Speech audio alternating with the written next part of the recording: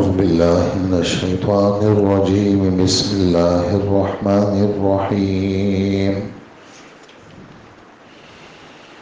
قالت يا أيها الملأ إني ألقي إلي كتاب كريم إنه من سليمان وإنه بسم الله الرحمن الرحيم ألا تعلوا علي وأتوني مسلمين.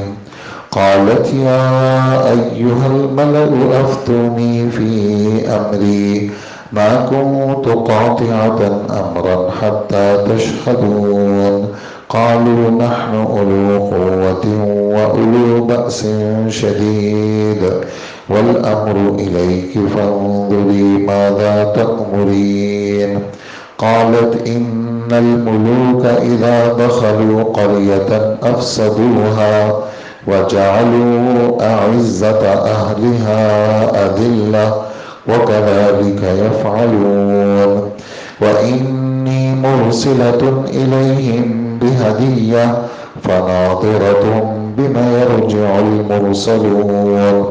فلما جاء سليمان قال أتمدونني بمال فما آتاني الله خير مما آتاكم بل أنتم بهديتكم تفرحون.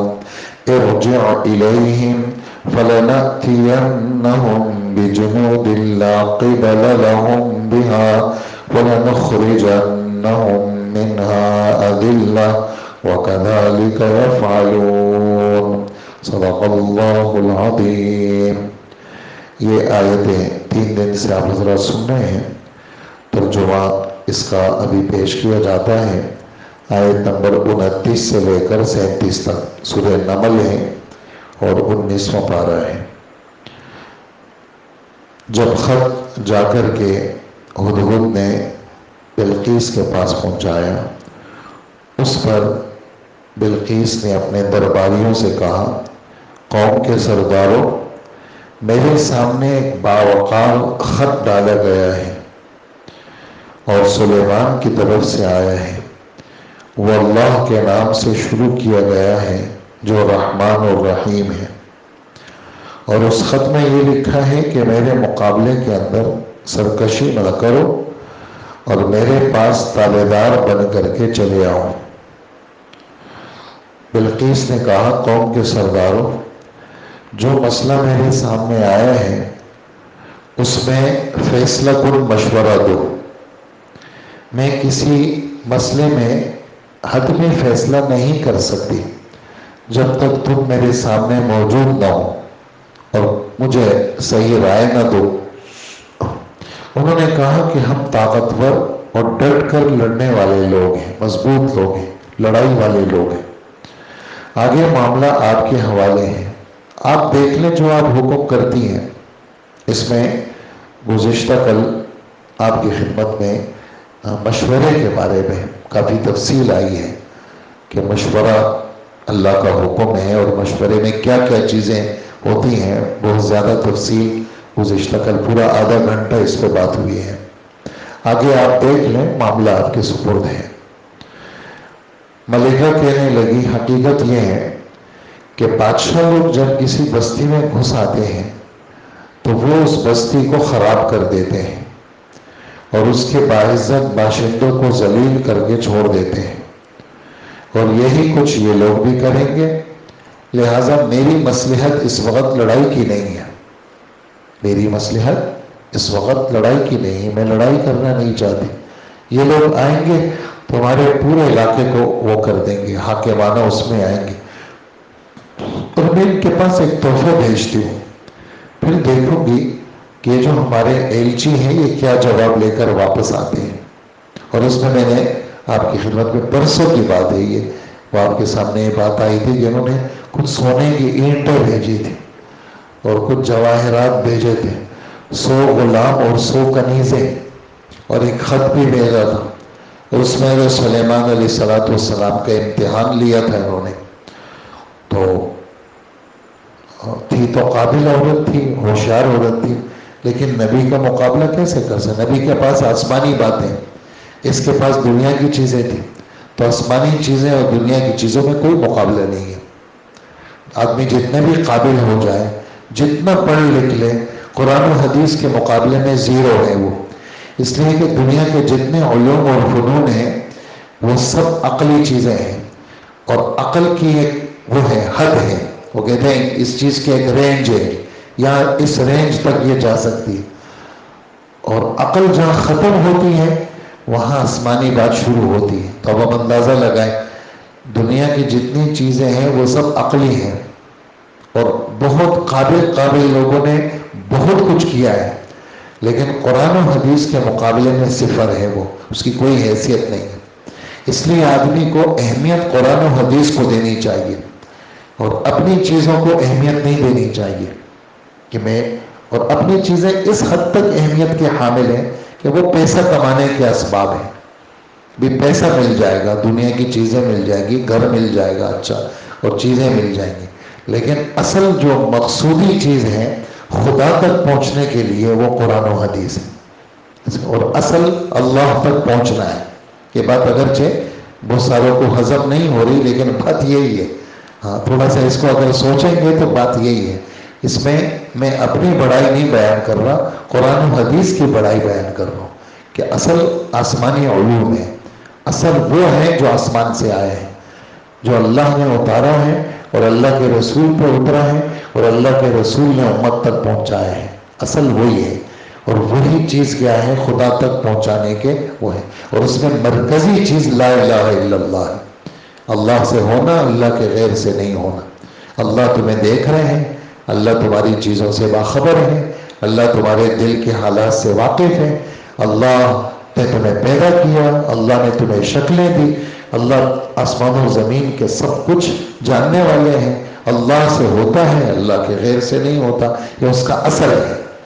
یہ وہ دنیا کی عقلی چیزوں میں یہ نہیں ہے، عقلی چیزوں کو تو 2 اور 2 4، 4 اور 4 8، یہ عقلی چیزیں، اس میں آگے بڑھتے چلے جاؤ، جس کے پاس جتنی عقل ہوگی وہ اس میں آگے بڑھے گا۔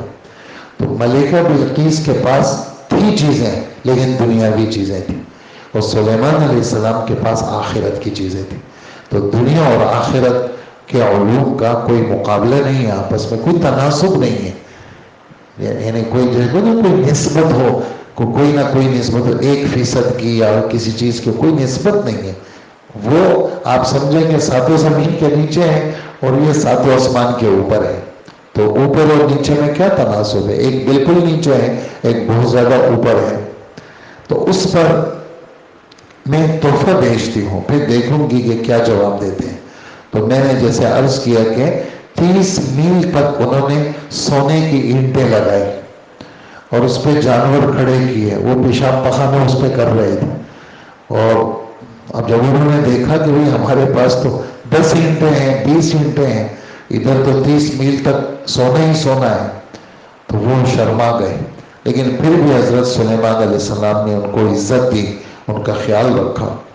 اور تو یہاں پر انہوں نے کہا کہ جب یہ لوگ پہنچے تو حضرت سلیمان علیہ السلام نے اکرام تو کیا، لیکن اصل بات یہ کہی کہ تم پیسوں کے ذریعے سے میری مدد کرنا چاہتے ہو، اس کا جواب یہ ہے کہ اللہ نے جو کچھ مجھے دیا ہے اس سے کہیں بہتر وہ ہے جو اللہ نے یعنی مجھے دیا ہے، تمہارے پاس نہیں ہے، تمہارے پاس صرف دنیا ہے، میرے پاس اللہ نے دین بھی دیا ہے، دنیا بھی دی ہے۔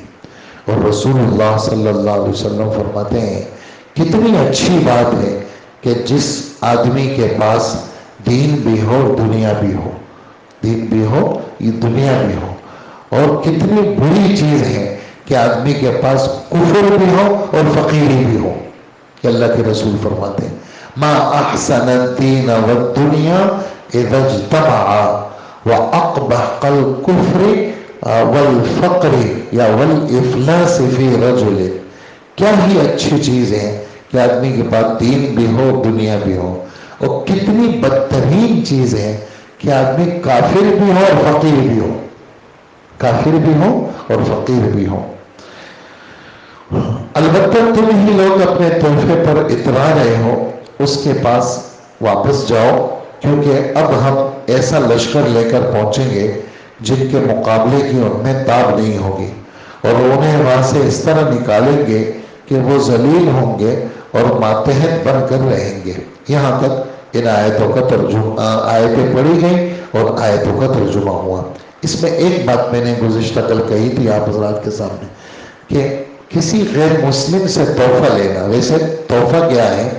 رسول اللہ صلی اللہ علیہ وآلہ وسلم فرماتے ہیں تہادوا، ایک دوسرے کو تحفہ دیا کرو، فإن الہدیۃ تذہب الضغائن، اس لیے کہ تحفہ دینا آدمی کے اندر کے کینے کو ختم کرتا ہے۔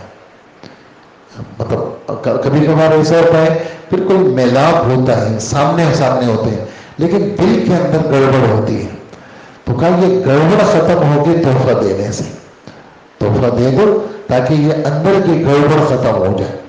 اندر کبھی کبھار آدمی ساتھ رہنے کے باوجود اندر کینہ رکھتا ہے، گھروں میں بھی ایسے ہی ہوتا ہے، گھر کے اندر ساتھ رہتے ہیں، ایک کمرے میں رہتے ہیں، لیکن کیا ہے کہ جی میرے تمہارے بارے میں تحفظات ہیں، گڑبڑ ہوتی ہے، تو اس گڑبڑ کو ختم کرنے کے لیے تحفہ ہے کہ آدمی تحفہ دیا کرے، اور تحفے کے لیے اس کا قیمتی ہونا ضروری نہیں ہے کہ جی بہت زیادہ قیمتی تحفہ ہو اور بس اپنی محبت کا اظہار ہو۔ تو حضور صلی اللہ علیہ وآلہ وسلم فرماتے ہیں تحفہ دیا کرو، یہ اندر کی بھڑاس کو، اندر کے کینے کو ختم کرتا ہے۔ یہ تو تحفہ آپس کی لین دین۔ اور پھر حضور صلی اللہ علیہ وآلہ وسلم فرماتے ہیں جو تمہیں تحفہ دے تو اس کا بدل دیا کرو، تحفہ جب دے تو اس کا بدل دیا کرو، اور اگر تمہارے پاس بدل نہ ہو تو دعا دیا کرو، اور سب سے اچھی دعا کیا ہے؟ جزاک اللہ خیرا، شکریہ ادا کرنا۔ اور شکریہ اگر کوئی کہے ہمیں جزاک اللہ خیرا، اس کے جواب میں آمین کہنا چاہیے، اس لیے کہ یہ دعا ہے، اللہ آپ کو اچھا بدلہ دے، تو سامنے کیا جواب دیں گے؟ آمین جواب دیں گے، اللہ آپ کو اچھا بدلہ دے۔ کراچی کا دستور ہے، وہ کہتے ہیں نہیں آپ نے کیوں کہا؟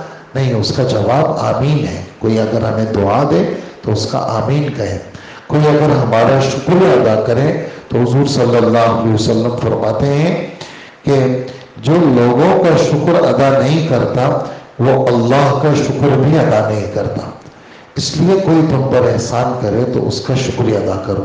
یہ تو ہماری آپس کے لین دین کی باتیں ہیں۔ غیر مسلم اگر ہمیں تحفہ دے تو یہاں پر حضرت سلیمان علیہ السلام نے تحفے کو واپس کیا، اور اس کا تو سادہ سا جواب یہ ہے کہ جو بلقیس نے تحفہ بھیجا تھا یہ تو رشوت تھی۔ یہ کیا تھی؟ یہ تو سیدھی رشوت تھی کہ بھائی آپ رشوت لے لیں اور ہمیں کچھ کہیں نہیں۔ اور بلقیس نے اپنے کارندوں کو ایک بات اور کہی تھی، وہ کہنے لگی کہ اگر یہ بادشاہ ہے، نبی نہیں ہے، دنیاوی بادشاہ ہے، اور ان کی صرف پیسہ اور مملکت غرض ہے تو یہ ہمارے پیسے لے لیں گے، تو ہم سمجھ جائیں گے کہ یہ نبی نہیں ہے، اور اگر یہ نبی ہے تو یہ ایمان کے بغیر کسی چیز سے راضی نہیں ہوں گے۔ ہم اگر ان کو پوری سلطنت بھی دے دیں تو یہ خوش نہیں ہوں گے۔ یہ کس بات پر خوش ہوں گے کہ کلمہ پڑھ لو۔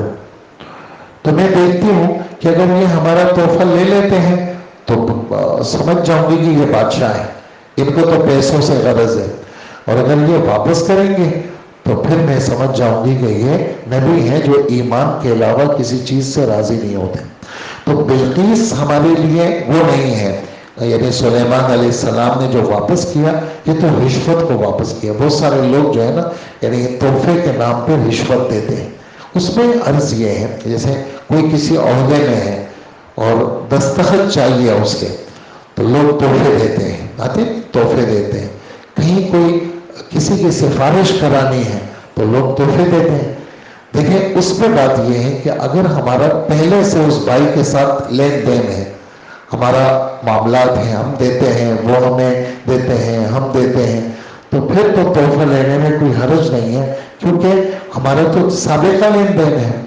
لیکن اگر ہمارا کوئی لین دین نہیں ہے اور اس مسئلے میں آ کر کے وہ اٹکا ہے اور اٹک کر کے اب ہمیں کیا کرتا ہے وہ اب ہمیں تحفہ دیتا ہے تو پھر یہ رشوت ہے، تحفہ نہیں ہے یہ.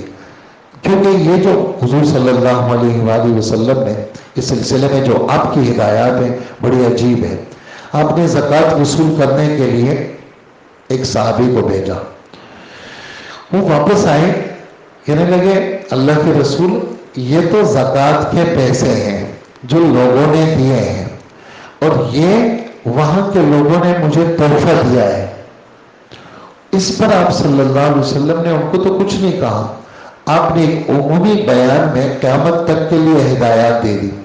وہ کیا کہ بعض لوگوں کو میں بھیجتا ہوں زکوٰۃ کے وصولی کے لیے، وہ آ کر کے مجھے یہ کہتے ہیں کہ یہ تو زکوٰۃ کے پیسے ہیں اور یہ تحفہ ہے.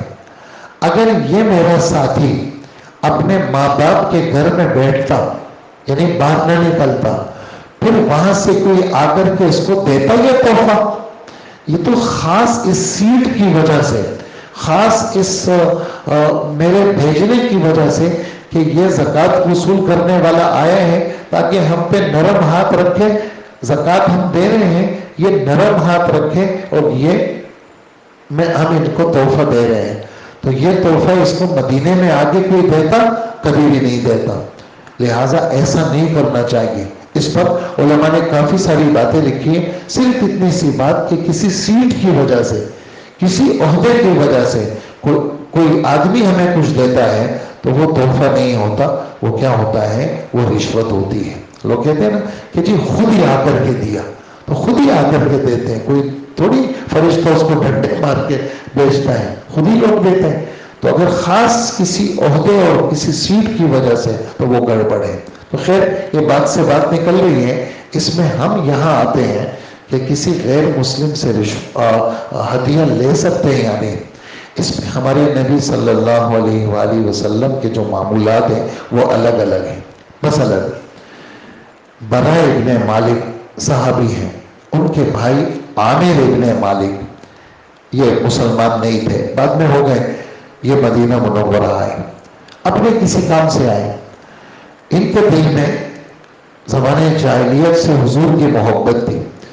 انہوں نے کیا کیا؟ 2 گھوڑے خریدے، 2 جوڑے خریدے اور حضور کے اس میں بھیج دی خدمت میں. تو آپ صلی اللہ علیہ وآلہ وسلم نے واپس کر لیے اور آپ نے فرمایا کہ یہ مشرک ہے اور میں مشرک کا تحفہ نہیں لیتا، واپس کر دی. نمبر 2، ایک صحابی ہیں بعد میں مسلمان ہوئے، جب مسلمان نہیں تھے، حمار ابن عیاض مجاشعی، انہوں نے تحفہ بھیجا.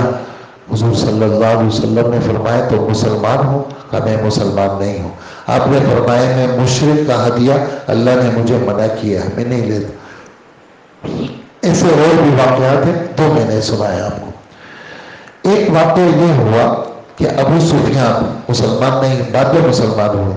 انہوں نے ایک چمڑا بھیجا اللہ کے رسول کی خدمت میں تحفے میں، اللہ کے رسول نے قبول کر لیا. ایک اور شخص تھے، عیسائی تھے، انہوں نے ریشم بھیجا بہت قیمتی اعلیٰ قسم کا، اللہ کے رسول نے لے لیا. اب بعض جگہ حضور نے رد کر لیا، بعض جگہ حضور نے لے لیا. امت کے لیے کیا ہدایات ہے؟ تو اس سلسلے میں یہ جس کو ہدیہ دیا جا رہا ہے یہ اس سامنے والے کی کیفیت دیکھے کہ اس کے یہ جو مجھے ہدیہ دے رہا ہے اگر میں نے اس کو رد کر لیا تو یہ مذہب کے اور قریب ہو جائے گا. اچھا جی ہمارا تو تحفہ بھی قبول نہیں ہے کیونکہ ہم تو مشرک ہیں، تو یہ مذہب کے قریب ہو جائے گا. تو جہاں اللہ کے رسول کو رد کرنے میں یہ والی بات تھی کہ یہ مسلمان ہو جائے گا، تو اللہ کے رسول صلی اللہ علیہ وسلم نے اس کو قبول کر لیا. اس کو کیا کیا؟ رد کر لیا کہ میں اگر رد کروں گا تو یہ مذہب کے اور قریب ہو جائے گا. تو غرض ہدیے کے قبول کرنے نہ کرنے کی مذہب تھا کہ اگر میں رد کروں گا اس کے دل میں اور نفرت آ جائے گی، تو میں کیا کرتا ہوں؟ میں قبول کر لیتا ہوں تاکہ اس کے دل میں کیا آ جائے؟ محبت آ جائے. تو رد کرنا اسلام کے میلان کے لیے تھا اور قبول کرنا بھی اسلام کے اعلان کے لیے تھا۔ اور حضور صلی اللہ علیہ وسلم کسی کے تحفے کے ساتھ کیا کرتے تھے؟ چیزیں آتی تھی اللہ کے رسول تقسیم کر لیتے تھے۔ یہ اللہ کے رسول کی عادت مبارکہ تھی۔ ایسا نہیں تھا کہ اللہ کے رسول کیا کرتے تھے؟ ذخیرے کے طور پر رکھتے تھے۔ ہاں ایسے ہوتا تھا جب سخت ضرورت ہوتی تھی تو سامنے والے کا تحفہ وہ اللہ کے رسول استعمال فرما لیتے تھے، ضرورت نہیں ہوتی تھی اللہ کے رسول دے دیتے تھے۔ مثال کے طور پر ایک قصہ یوں لکھا ہے احادیث کے اندر کہ حضور صلی اللہ علیہ وسلم کو ایک چادر دی تو آپ کو ضرورت بھی تھی، حضور صلی اللہ علیہ وآلہ وسلم نے وہ چادر لی، آپ کے پاس کپڑا نہیں تھا، آپ نے وہ اوڑھ لی۔ تو اس پر ایک صحابی نے کہا اللہ کے رسول یہ مجھے دے دیں آپ۔ حضور صلی اللہ علیہ وسلم گھر گئے، دوسری چادر جو پرانی تھی وہ لے لی اور یہ والی اس کو دے دی۔ تو اس پر صحابہ نے اس کو برا بھلا کہا کہ تم عجیب آدمی ہو کہ اللہ کے رسول کو ضرورت تھی، تم دیکھ بھی رہے ہو، پھر بھی تم حضور سے مانگتے ہو، اور حضور کی عادت یہ ہے کہ حضور رد نہیں کرتے۔ تو اس نے کہا کہ میں نے اپنی زندگی میں پہننے کے لیے نہیں مانگی، میرے دل میں یہ بات آئی کہ اس کو حضور نے اوڑھ لیا ہے، خدا کرے کہ یہ میرا کفن بن جائے، تو میں نے اپنے کفن کے لیے مانگی ہے۔ اور صحابہ کہتے ہیں کہ انہوں نے وہ چادر سنبھال کے رکھی، بعد میں جب ان کا انتقال ہوا تو وہ چادر ان کی کفن بن گئی۔ تو خیر اللہ کے رسول صلی اللہ علیہ وسلم کا کیا تھا؟ یہ معمول تھا۔ اسی پر میں اپنی بات ختم کروں گا۔ اللہ پاک ہمیں عمل کی توفیق عطا فرمائے۔